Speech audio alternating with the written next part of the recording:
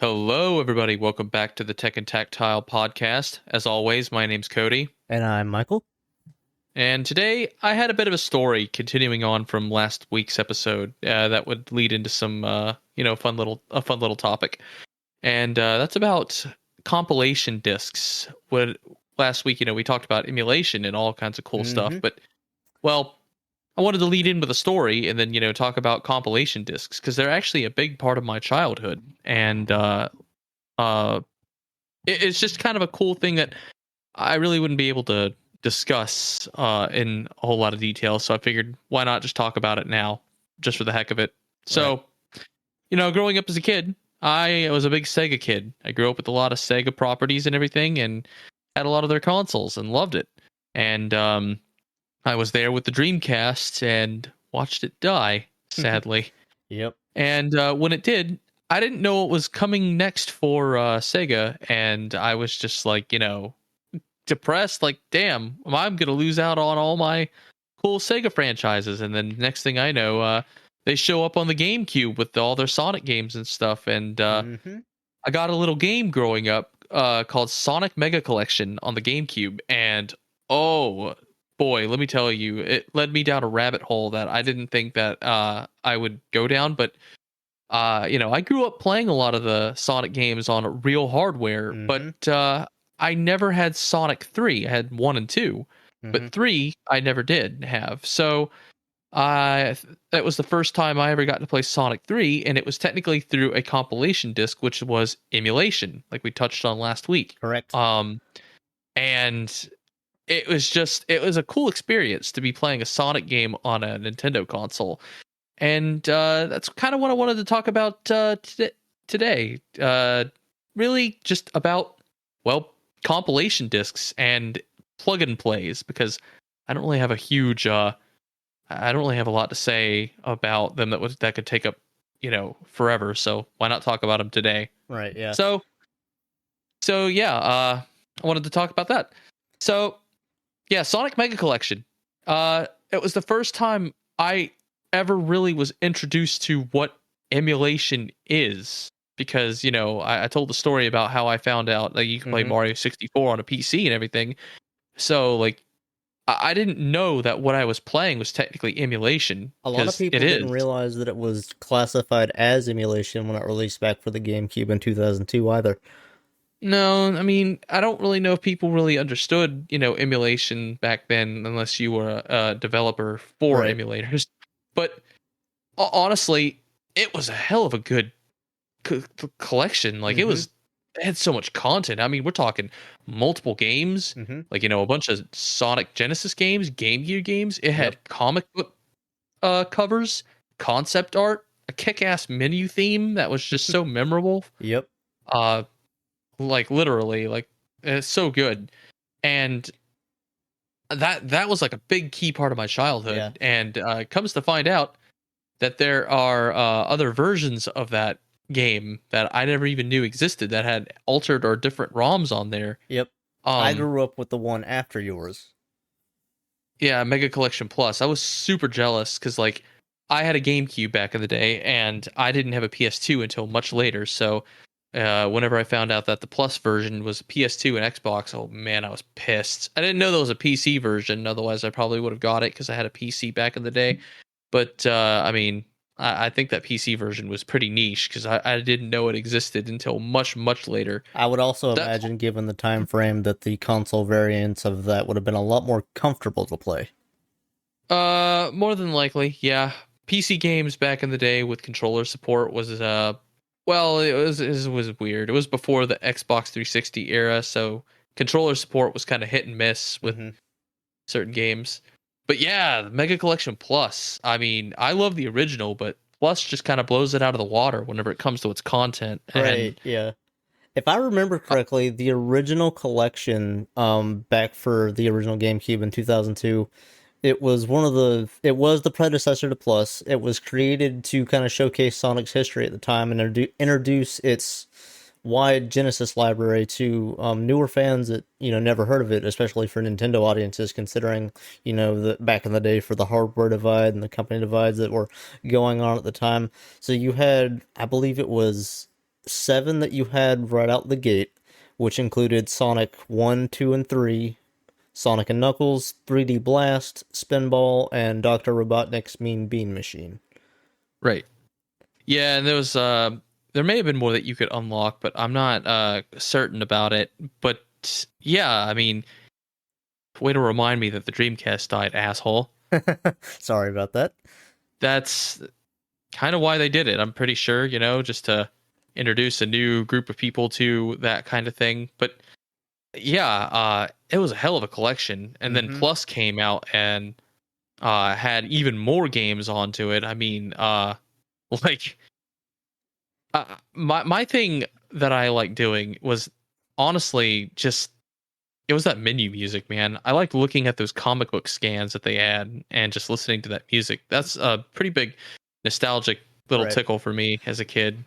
The big thing for the Plus version that always stood out to me specifically was how it gave you the ability for the first time in any of the collections to come out prior to have its own UI, as well as having its own remapping system for the titles, as well as all of the individual content that you could add it came in like a separate Plus menu, if that makes sense, because you gained access to all of the Game Gear stuff individually, which included the Game Gear versions of Sonic 1, Sonic Chaos, Drift 1, Labyrinth, Blast, and also Mean Bean Machine again. 2 though. What they got against 2? I don't know. I don't know. I'll tell you why. Because Sonic 2 on the Game Gear is fucking bullshit. Yeah. You ever played it? Did you get that first boss? Fuck that first boss. I'm nostalgic for the Game Gear version because I actually had it on real hardware and I played it through emulation. But fuck Sonic 2 on the Game Gear. Yep. I'm gonna be the one to say it. I like it. I'm nostalgic for it. But damn, I wouldn't go back and play it. If there'd be anything from the Game Gear that stood out to me that being like a really big love-hate relationship for me would have to be Spinball. The Sonic Spinball Game Gear version. That's like a thing that I want to touch on later. Like I have this big soft spot for pinball games, and Sonic Spinball is a big like a nostalgic factor in my life. I've got a lot of stories. I got a big story behind that game I would love to tell one day, but maybe I'll get there whenever I want to talk about more sentimental video game stories. But yeah, the Game Gear version of Spinball. Didn't grow up with that, and holy fuck, I'm glad I didn't. Oh god, no thank you.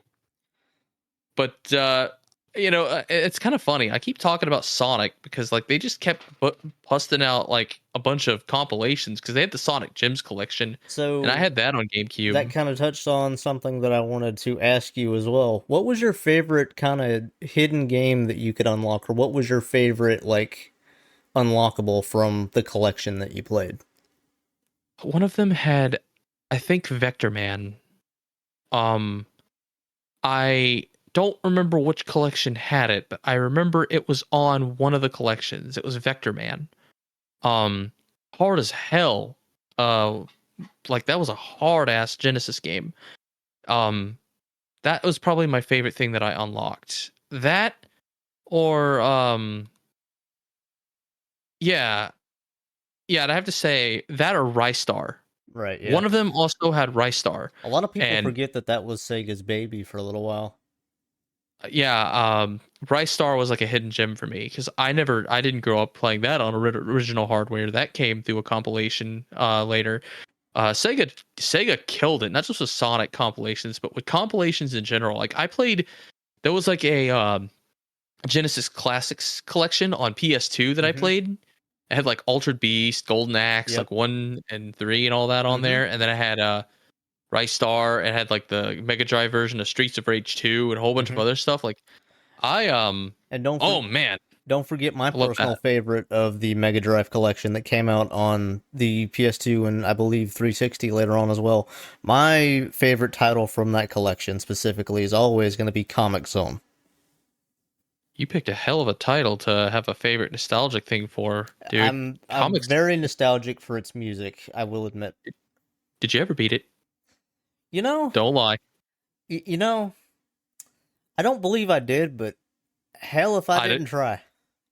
I don't blame you if you didn't beat it, because It that was game is hard. hard as It was hard that as game. hell. That game is what would kick you in the teeth. If you beat that game, then I assume that you got some major hair on your chest, because like Have you that game. like genuine question though? Have you ever tried to play Comix Zone specifically with a Duke? No, and That was hard. I don't know if I would really want to. You need a 6-button controller to play it. You could play Comic Zone with a 3-button Genesis gamepad, but it's meant to have 6 buttons. So, Yeah, like, these modern controllers, because play I it did just it fine. all with a Duke. Uh, Talking about classic collection games that I didn't get to play on original hardware, at least I don't remember playing it on original hardware, was Echo the Dolphin. Oh Echo my the god, Dolphin. Echo! Oh, that just unlocked a memory for me. Yeah, Echo the Dolphin was like, that game scared the piss out of me as a kid. Not to mention having the same sound effect repeated 50 million times. Yeah, but I mean that part where you jump up in the air at the beginning and then all your dolphin buddies get sucked into a giant vortex. That scared Right. the shit out of me as a kid. That was terrifying. The Echo series Um, had 3 games, correct? it was that was actually a few. It was Echo, then Tides of Time, Oh yeah. and then that was a sequel in the Genesis, and then there was Echo Junior. There was a Sega CD version I have never played, and I would love to play that. Right. And then there was a game that came out on the Dreamcast and then got ported to the PS2. It was like Echo the Dolphin Defender of something, like I don't remember. It was a 3D game, and I only played it on the Dreamcast back in the day, and there was a PS2 port. But uh, that was a core memory unlocked. I hear the game's coming back too. I hear they're bringing back Echo the Dolphin. Oh yeah, yeah. Apparently the creator has announced something, and they're bringing Echo back. So I'm excited for that. If I remember correctly from my time with the Echo series from back in the day, when I used to have my little my plug and play Genesis from all of them years ago from CVS. You probably got that at games, the Brazilian thing. Yep, exactly. And that had the Echo series on it. If I remember correctly, it was mainly tied around having your sonar and puzzles to save your friends, correct? No. The first game, well, as far as I remember, you use your sonar. You're supposed to find a crystal in each level or something like that to get to the exit. Right. So you had to use your sonar to like find shit. And then you had to like charge through jellyfish and stuff. I specifically remember it was side scrolling, and you had to use your sonar, your different attacks, and your breath management to go like segment by segment. Yeah, believe it or not, the sequel, Tides of Time, has a pseudo 3D section where whenever you would go to the past or whatever, it would go into a like almost rail shooter kind of thing where you're flying like, in a pseudo 3D space with scaling and everything. It looked pretty cool for the time, and you'd go through a bunch of rings and stuff. I don't remember too much about it. All I remember about Echo the Dolphin is that the later levels got super stressful whenever it comes to the breath management, and then that final level can eat a bag of dicks because you're going through a giant alien spaceship. And that was the one with the vortex, right? Yeah, that was the one with the vortex. The alien spaceship level at the end. I don't know if you ever got to make it there, but if you did, oh man, it was an auto-scrolling level from hell. And yeah, that was not fun. Let me tell you, that game was hard. It was more confusing to figure out what to do than to actually do for me, if I remember correctly. Speaking of plug and play, you're talking about that. I gotta know, like, what all did you have on those plug and play consoles? So, typically, yeah, like what were the games that you had there? Yeah, so typically, as you know, it had basically every ROM set associated with the system, and it would be like, 500 games and 1,000 plus games, all the time for all those bootlegs you used to see. But in reality, all it was is you had the library. However, you had a few like, I don't know if they'd technically be called like ROM hacks or like custom titles that were obviously ripped from a base of a game, but everything was redone in like, in a pirated style type thing, and it was all renamed, and half the library was either copies or weird bootlegs of things that just didn't belong. I need to show you. I have the official, and I need to get the CD variant of this, but it's so expensive, and I hope it's gone down in price. But I have the Sega Genesis Classic. No, The it's called Mini. the Sega Genesis Mini. Yeah, Yeah. the one that was actually released by Sega, and I hacked it. I put Haxchi on it and loaded it with extra Genesis ROMs that could have been with the system to begin with. But let me tell you, dude, it comes with 2 controllers, and oh my god, my memory or my nostalgia just gets hit in the feels looking at that thing. It's Mm-hmm. the coolest thing I own because it comes with a fake Sonic the Hedgehog cartridge you Right. put in the slot, and it has a little Sega CD add-on that you can clip onto the side of it. Oh, it's so good, Yeah. so good. I always wanted to get my hands on the NES and SNES Classic, but Right. I never did get my hands on that. And then there's a Sega CD variant that got released that I think is exclusive to Amazon that I really want to get my hands on. Yeah. But speaking of plug and plays, that reminds me, just for the heck of it, I had a plug and play. Like I had several plug and plays whenever I was growing up that had a bunch of ROMs on there, and one of them I had in the '90s. It was a Nintendo 64 controller that had a fake analog stick in the middle. Right. So like you couldn't move it or anything, but you could use the D-pad. And what it was is you plugged it into your TV, and I would always remember this thing would get super hot and smell like it's catching on fire. That And old classic plastic smell. yes, and it would have like a crap ton of ROMs on there. That's how I played the original NES Contra and a few Wow. other games that on the library. Like Was that it your was like first an time? NES. Yeah, it was the first time playing Contra. The first time I ever played Contra was on this You plug poor and soul. play bootleg system. I don't know what it was or how it was, but it looked like an N64 controller, but it was an NES. I love that thing. Me and you are It gonna was have to dig these out when we get back to our places at some point soon. The ones that I remember having that I probably spent the most time with my Genesis that I bought, the one from AT Games. The one I had prior to that for a few years that I probably ran into the ground, I used it so much, was the Atari Flashback 2. oh yeah, that doesn't surprise me. I mean those boot. I have a soft spot for the bootleg consoles, but I gotta tell you, man. Once I show you the Genesis Mini, you won't. Oh man, it's such a neat little looking system. Knowing me and But you, I would love to see what's inside the thing, because I like seeing what makes the hardware tick.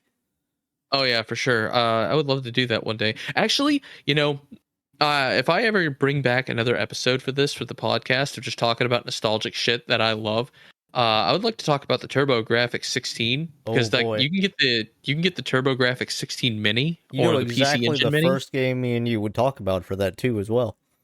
You know what the funny thing is? It's not on the Mini system. Really? No, huh?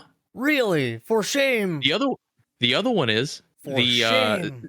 Xeno, or what is it called? Alien. Uh, Alien Crush. It's there, Yeah. but not fucking Devil's Crush. No, sir, Bob. It's not That's a there. sin. Not at all. Yeah, it is. It's a big sin. They have Splatterhouse on there though. There's a few other classics, but I have one day I'm gonna get my hands on that, and I just love to talk about everything in general. But I got sidetracked with all this. I got to talk more about some compilation discs that I just kind of grew up playing. There was one before the Dreamcast died, and I would love. It's just kind of funny. There was a compilation disc called Sega Smash Pack, and then it had Volume 1. They never made a Volume 2 because the Dreamcast died before I guess it could come out.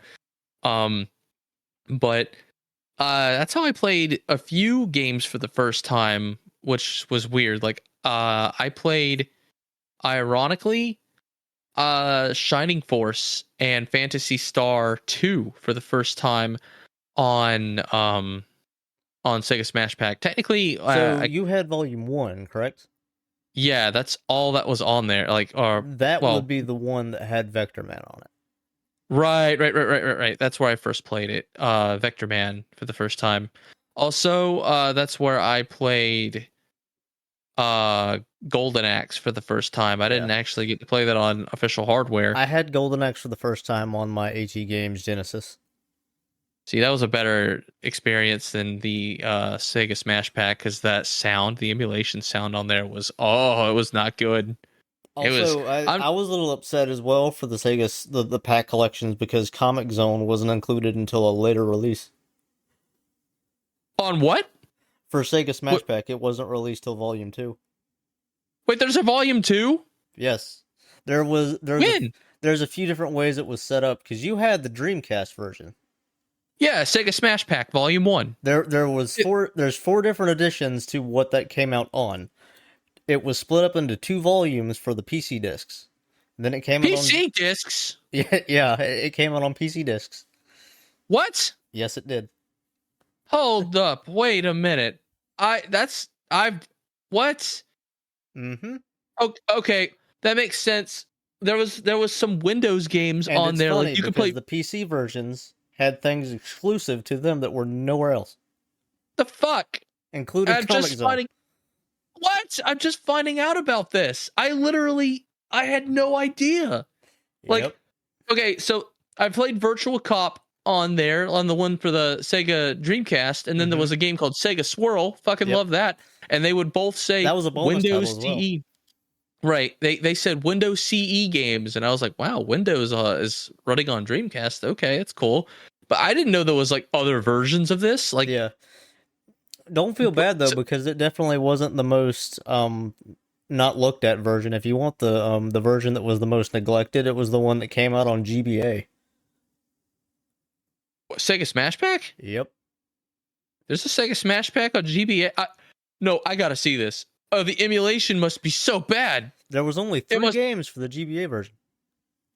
Oh, it must be so bad. What were they? Golden Axe, Echo, and Spinball. Oh my god. Spinball on the GBA sound font? Ugh, I gotta see it.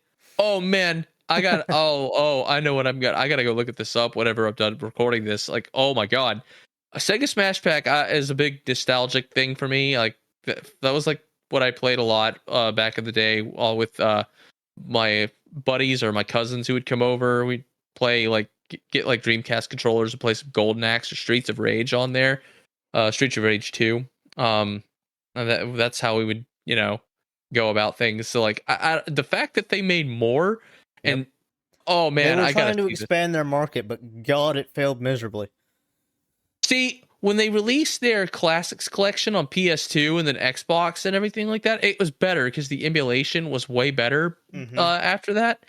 And you could also probably like remap controls and everything because after Sonic Mega Collection you could start remapping controls.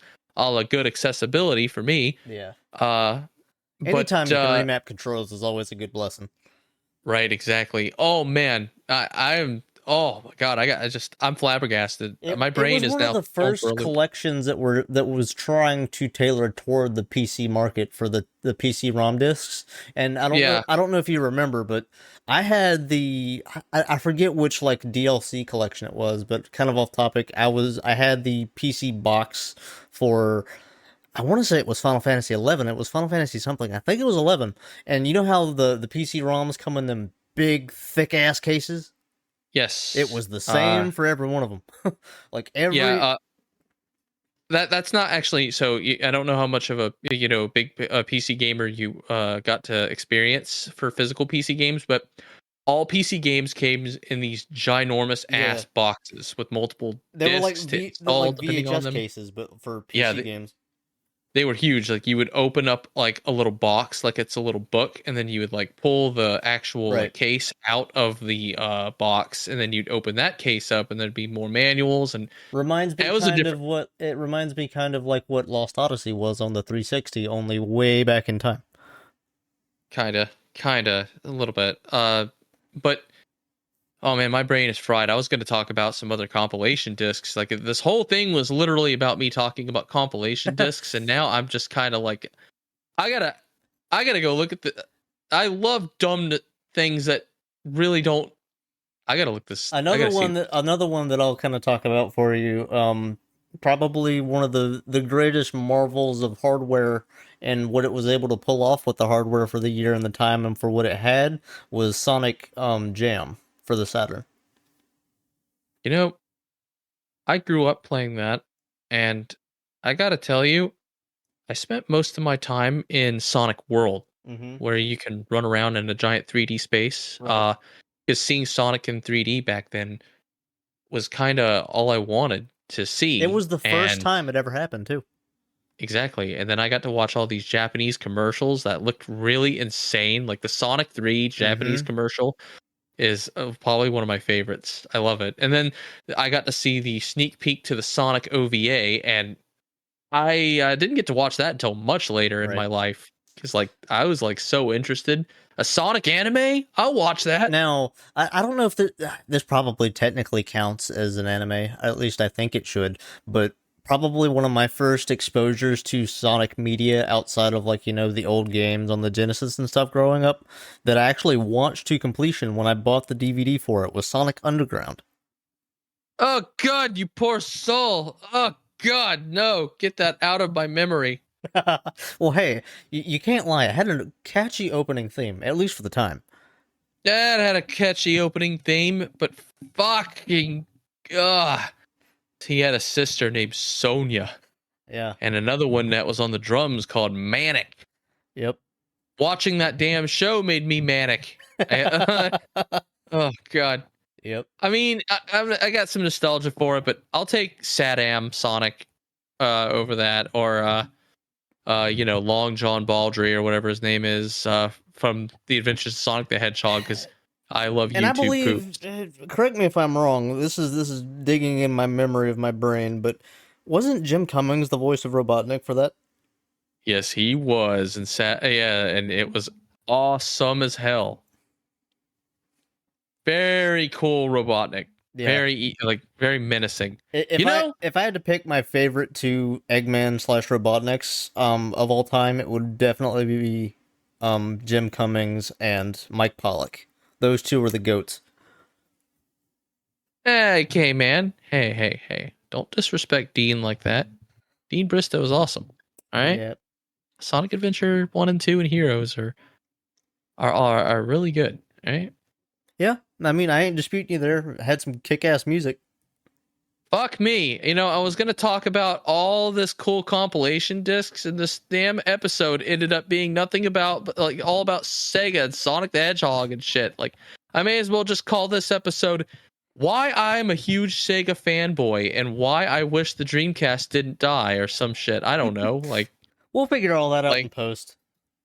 probably. But I don't know where else I'm going to talk about this, so I may as well talk about some other cool ass compilations that I grew up I playing. want to kind of wrap up talking about some of the points that I wanted to make for Sonic Jam, specifically with what it did with its hardware, because not a lot of people realize that it was not a straight ROM dump. That was all done and recompiled for that system from straight source code. No emulation, just pure raw performance based on hardware. You'll never see that happen again either. That was like the first time that they actually tried to improve the Genesis games, and then after that, it just went back to the Genesis games. It's They never ridiculous used because Sonic Jam. yeah, it's ridiculous when you see it work, how by doing them straight with source code that the audio chipset was able to reproduce better, it was able to have more stable and even higher frame rates in some cases, as well as just having it was so much more well blended than a lot of the compilations. It seemed like, a lot of thrown together and duct taped together at the cracks and seams, but at least for Jam on the Genesis, it was all based on what the console was able to provide. No I mean, the hiccups or Sega Saturn. anything. Yeah, the Saturn. Yeah, you don't. The one thing you're not going to notice. The one thing that not a lot of people really take into consideration when it comes to that game is the difficulty modes. Oh Like, yeah. they have the difficulty modes alter the game in It a was the lot of first different time ways. that was happened in any Sonic release as well for that. That was Yeah, I completely think. unique to that collection. Nowhere else that happened. Yeah, I think Origins has like a difficulty thing, but it's not the same as what they No, did, not at because all. it alters. Sometimes it heavily alters certain levels. Yeah. In the collections, especially like Sonic 3 and Knuckles. Oh yeah. It changes a good bit as far as I remember now. Yeah, because it used to be a buggy mess for a lot of different consoles. Yeah, especially the DS version. Oh Like, yeah. the DS compilation that had all of them on there. Like the fact that they got that to poor run DS sound on chip there. could not take it. No. If you want to talk about something that could not handle with emulation with DS sound chips, I got to check out the Smash Pack because I this is something my mind is blown still about that. But that would be Sonic the Hedgehog for GBA for the Yeah. 15th anniversary. Whoo boy, let me tell you, that is not a good way to play a Genesis game. Let me tell you for sure, it was not good, very bad. That sound chip, and I don't know what it is because Sonic Advance 1 through 3 had already been out by then, and those games are freaking Sonic awesome. Advance. We got to do an episode about those. I would love to talk about Sonic Advance. I mean, I'm just talking about it. I could talk about it now, but I won't. But those games ran ridiculously good on the Game Boy. But like Sonic the Hedgehog, I guess it's because it was a port. I don't know if it was technically emulation, but man, that game ran poorly. I don't believe so to memory. That game it was terrible. Screen crunch. The sound effects were awful. Yeah. The music was just not good. The frame rate was terrible. I remember being so jealous back in the day because my mom bought this for a kid that we knew who and I was so jealous because I was like, I want to play Sonic on the go, and she's like, you have 3 Sonic Advance games, or you have like Sonic 1, like Advance 1 and 3. I didn't have 2. And I was like, I was like a spoiled brat back then. I was like, I wanted this one, damn it. And looking back on it, I dodged a bullet.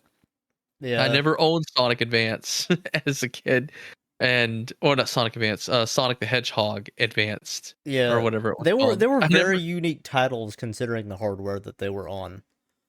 Yeah, I didn't really also have the Genesis collections on the DS. I had the ones that came out for the PSP. Right. I was more of a PSP kid back in the day because everyone had their Nintendos. You were the PSP kid. I was the DSi kid during that time period. For the DSi, I had the original classics collection for the main 4, which just include, I believe, 1 through 3 and Knuckles at the time. Right.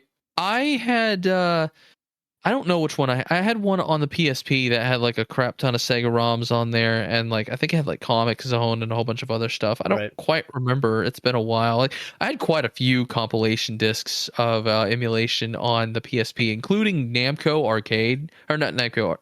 Yeah, I think it was like a Namco Museum. Yes, Namco Museum. Yes. Yeah, I had that on. That was on. I had that on GameCube. I had that on flipping everything. Like it came out on everything, damn it. Yeah, PS1, GameCube. I had one on GBA. Like you obviously had the classics like Pac-Man and Galaga. Dig Dug. My personal favorite of Namco Museum.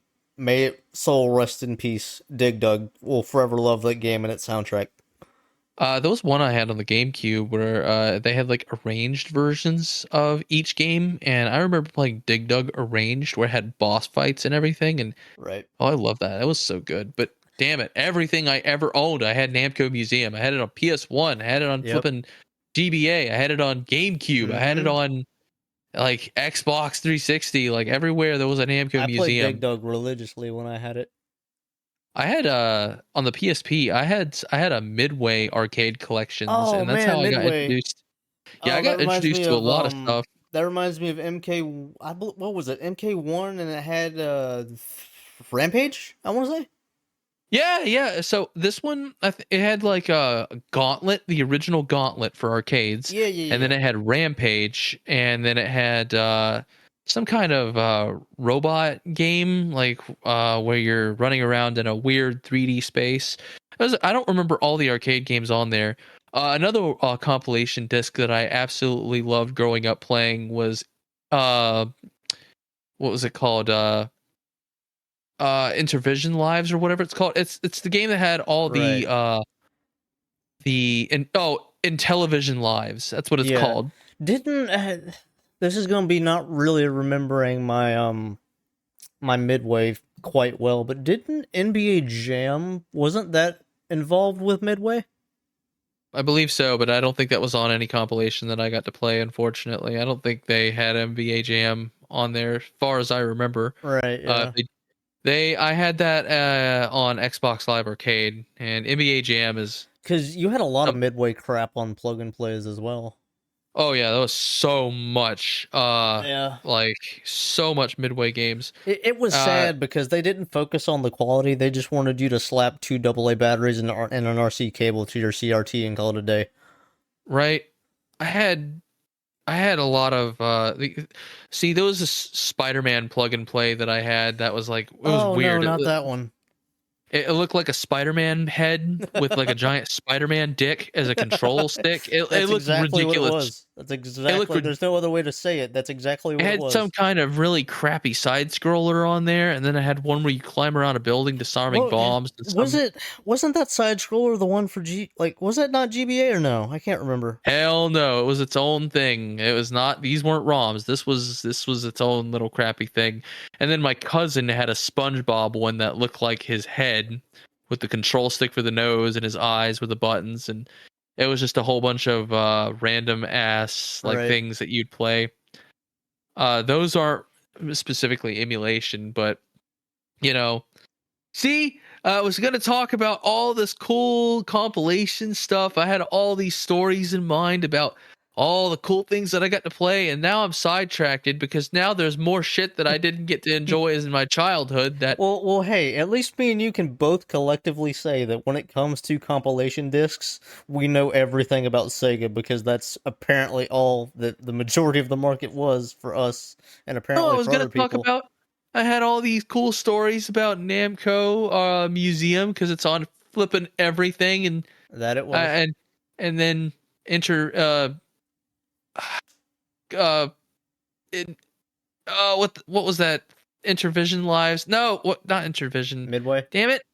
No, not Midway. Intellivision. God, Yeah. I couldn't pronounce it. Intellivision Lives with all the Yeah. Intellivision games, and then and then.